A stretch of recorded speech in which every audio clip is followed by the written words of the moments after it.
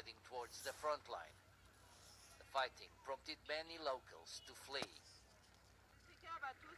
We saw Tutsis had arrived where we live in Google, and after that we heard gunfire and then we fled. It was very, very hard to bear. The displaced people say that they are now facing the prospect of hunger in the camps, where they will stay as they wait for the fighting to subside. There was loads of shooting in our area, and that created total panic. Now we are here. We are suffering from hunger.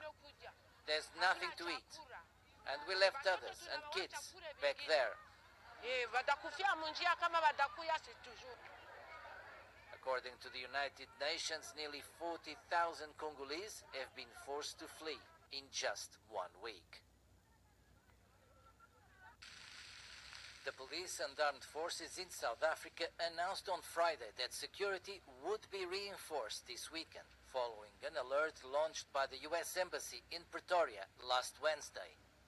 The alert warned of a possible attack this Saturday in a suburb north of Johannesburg. South Africa hosts 4 major events this weekend, including the coronation of King Misuzulu Zulu in Durban and the Gay Pride event in Johannesburg. Nigeria's capital, Abuja, is also under a security alert.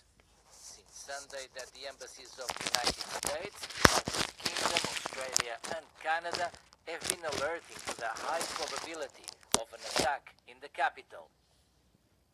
On Friday, the Nigerian government announced the implementation of extra security measures and appealed for the public to remain vigilant but calm.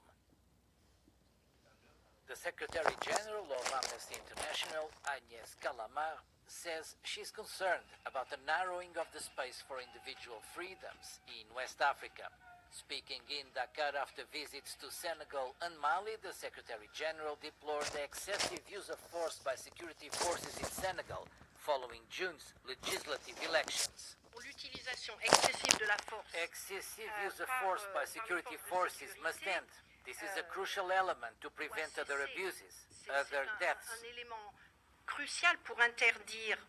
Particularly in a pre-election context where freedom of expression, freedom of association are absolutely crucial.